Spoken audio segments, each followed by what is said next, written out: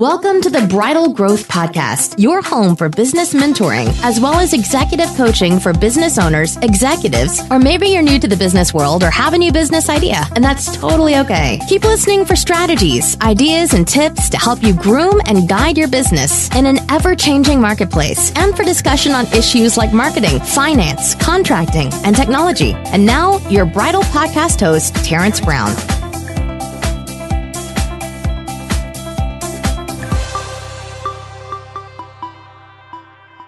Hey everybody, you're listening to the BRITIL Growth Podcast, episode 16, and if this is your first time or you're returning to growth, then thank you for listening. My name is Terrence Brown, and to learn more about me, please visit BRITIL.com under the About tab. Today our podcast is titled, Developing a Business Development Growth Plan. The Growth Podcast is produced every Wednesday for your enjoyment, and show notes are found at BRITIL.com/podcast-2. Come back often and feel free to add the podcast to your favorite RSS feed or iTunes. You can also follow me at Facebook, Twitter, Instagram at BRITIL1, and also on internet radio. So let's get into the show. Developing a business development growth plan. Now, this is a topic that I have been reluctant to do for many reasons, namely that most businesses and business owners I know over time believe that the topic alone of business development solves most, if not all, of the problems of a business, just growing, which is so wrong, and that more business or sales will solve any problems that you might have in your business. Just remember that if you do not solve the core essence of your business, that could involve problems with logistics, training, and other issues, you can also fail as you get more work. Just because you win work does not mean you can keep it.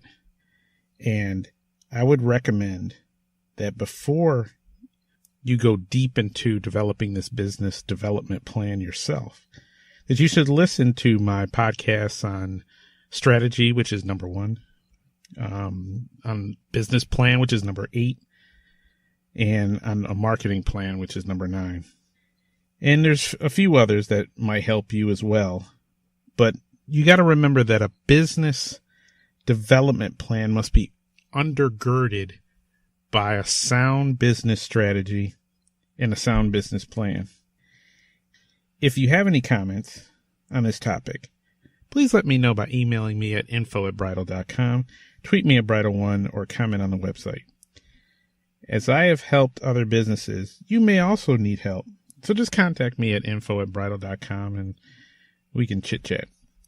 Now, let's get back to this topic of developing a business development growth plan. And where do you start? A business development plan, like I said, must first have a strategy to underpin your main business plan, and that uses an approach for developing both new opportunities from existing accounts and targeting new potential accounts. But what does this mean in layman terms?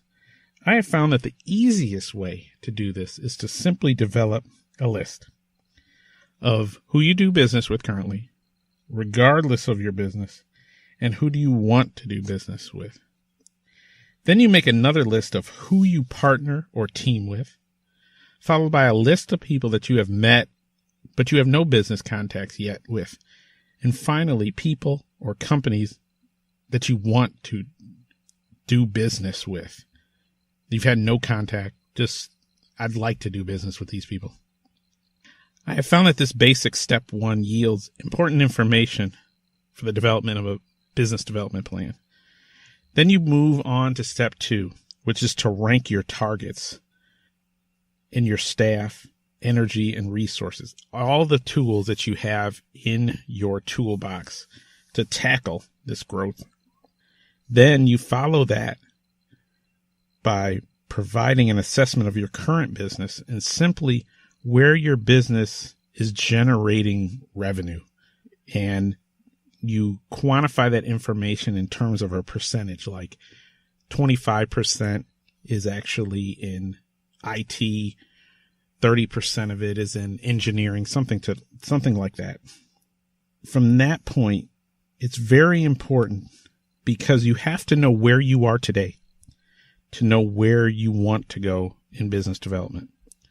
And step 4 is to simply say, where do I want to be next? It's usually easier to focus this within a year. I mean, if you're really good, you can do it over multiple years, but it's better to have it year to year because I think it's easier to track your progress and you can make adjustments. And sometimes you need to change your focus on a year to year basis. If you do this exercise, trust me, it will start to shape this business development growth plan for you. But there's also a few more steps. You have to develop a SWOT. And I've talked about this in other podcasts of mine, a strengths, weaknesses, opportunities, and threats matrix. And this is important because it's kind of like a gut check for you as to why you choose to pick your targets.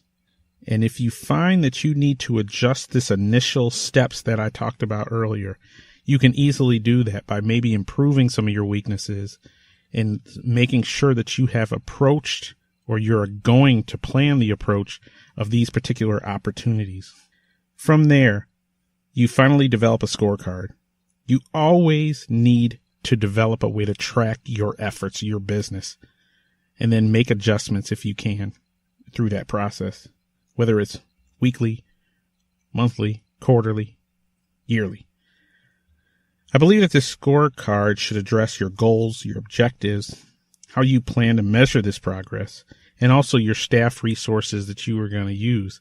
You know, Johnny might be working on IT and Nancy is going to be working on the engineering efforts, that kind of resource allocation. And also where or whom will execute these portions of your business development plan and the results, because you need to track their results as well. Not just the overall results for the business, but also the results of your resources or your people to make sure they're on task to meet the overall goals of your organization.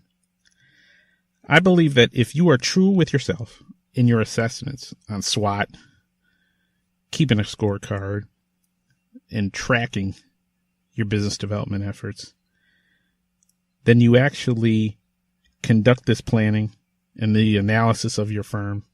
This business development plan can be completed probably in about 2 to 3 weeks, depending on, your sophistication in terms of have you done this kind of work before, and maybe you can just get help within your organization or seek a consultant who can actually streamline this for you and really push you to get it done quicker, depending on your firm.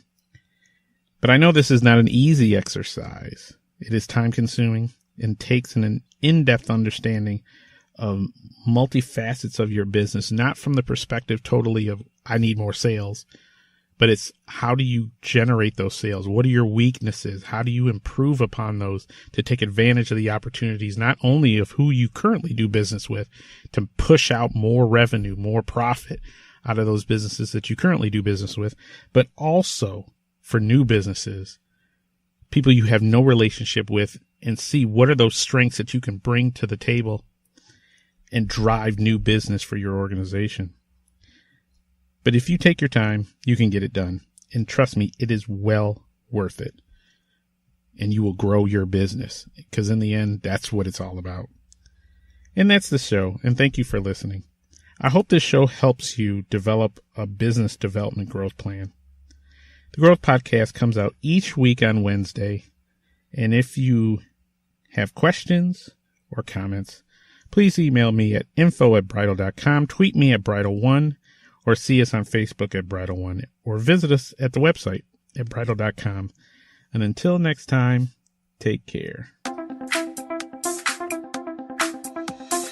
Thanks for listening to the BRITIL Growth Podcast with Terrence Brown. Join us next time for more tips on growing, grooming, and guiding your business. For past podcasts and blogs, or to learn more about the services we offer, please visit britil.com.